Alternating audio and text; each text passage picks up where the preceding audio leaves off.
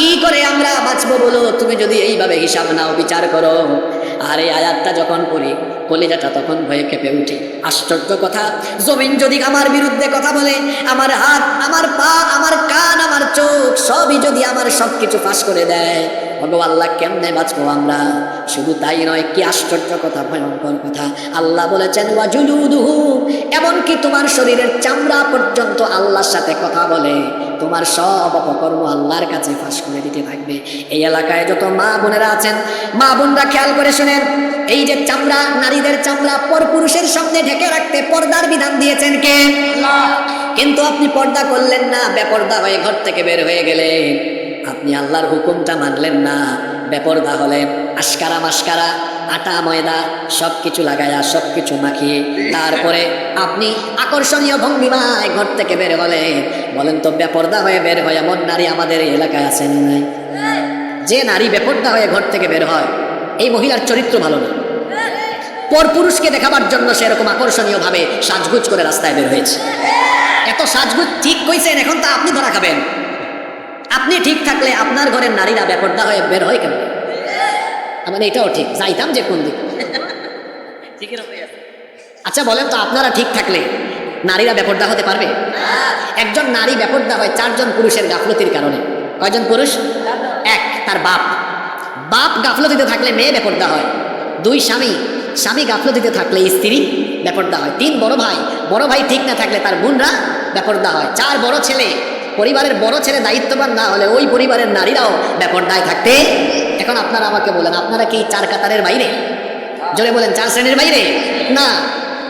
কেউ 4 শ্রেণীর বাইরে না।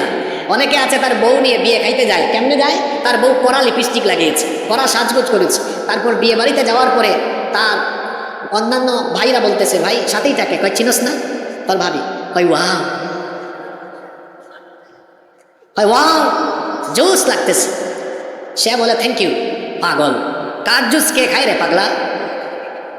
বউ হলো তার, আর তার বউ তারই তো সম্পদ। কিন্তু দেখা যাচ্ছে এটাকে সে জনগণের সম্পদে পরিণত করেছে। অর্থাৎ জনগণ দেখুক, মজা নিক। যে পুরুষ তার বউকে পেপর্দা বানাইয়া মানুষের সামনে বের করে, আর লোকেরা তার বউয়ের দিকে তাকাইয়া এরকম কমেন্ট করে, আর ওই হাজবেন্ডের যদি খারাপ না লাগে, ও ব্যক্তিত্বহীন, নিচু মন মানসিকতার কাপুরুষ, অপুরুষ নামের কলঙ্ক। ওর পুরুষত্ব আছে কিনা আমার মনে প্রশ্ন জাগে। বেহায়া কোথাকার জিনিস, তোমার মানুষে মজা নেই, খারাপও লাগে না একটু, এরকম আছে না নাই? এবার শোনেন, হাসানোর জন্য কথাটা বলি নাই, আল্লাহর এই আয়াতটা খেয়াল করেন। আল্লাহ বলেছেন ওয়াজুলুদুহুম শাহিদা আলাইহিম সামউহুম ওয়া আবসারুহুম ওয়া জুলুদুহুম বিমা কানু ইয়ামালুন। আল্লাহ বলছেন তোমাদের চামড়া পর্যন্ত আল্লাহর কাছে সাক্ষ্য দিবে। ওগো আমার মা বোনেরা, খবরদার বেপরদা হয়ে সুন্দর চামড়া পরপুরুষকে দেখাবেন না। কারণ এই চামড়াই সেদিন বলবে, হে আল্লাহ, তোমার এই বান্দি তুমি নিষেধ করেছিলে বেপরদা হতে, কিন্তু বেপরদা হতে হয়েছে, তার সৌন্দর্য পরপুরুষকে দেখিয়েছে। আল্লাহ এত সারা জীবন বেপরদা হয়ে চলেছে। এই রকম করে চামড়া সবকিছু বলবে কার কাছে? জুড়ে বলেন, কার কাছে? তখন এই জাহান্নামীরা বলবে ওয়াকালু লিজুলুদিহিম লিমা শাহিদতুম আলাইনা, হে চামড়া তুমি কেন আজ আমার বিরুদ্ধে সাক্ষ্য দাও? কারণ আমি তোমার কত যত্ন নিয়েছি। শীতকালে আমি তোমার মধ্যে লোশন লাগিয়েছি, প্রতিদিন আমি গোসলে দামি দামি সাবান, শাওয়ার জেল মেখেছি, এরপরে জৈতুনের তেল চামড়ার মধ্যে ঘষেছি। সারাটা জীবন তুমি চামড়ার এত যত্ন নিলাম, আশকারা মাস্কারা লাগাইলাম, কত আটা ময়দা লাগালাম, এখন দেখে তুমি আমার বিরুদ্ধে কথা বলো, ব্যাপার কি? তখন চামড়ার জবান আল্লাহ খুলে দিবেন। চামড়া জবাবে বলবেন ক্বালু আনতাকানাল্লাহুল্লাযী আনতাকা কুল্লা শাই,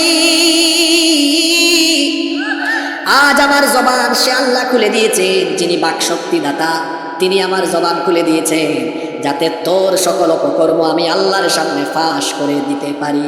আল্লাহু আকবার। যারা মনোযোগ দিয়ে গত 20 মিনিট ধরে আলোচনাটুকু শুনেছেন, এই পয়েন্টটুকু শুনেছেন, আপনারা বুঝছেন কি গুরুত্বপূর্ণ আয়াতটা আলোচনা করলাম। জমিন অপকর্মের খবর আল্লাহর কাছে বলবে, হাত বলবে, পা বলবে, চোখ বলবে, কান বলবে, এমনকি আমাদের চামড়াও বলবে। আল্লাহ গো, এইরকম করে সবকিছু যদি আমাদের গুনাহ ফাঁস করে বাঁচবো কেমনে আমরা? আমার হাত যদি আমার গুনার খবর বলে, আমার পা যদি আমার গুনার খবর বলে, আমার চোখ, আমার কান, আমার চামড়া যদি, এমনকি জমিনও যদি সব বলা আরম্ভ করে,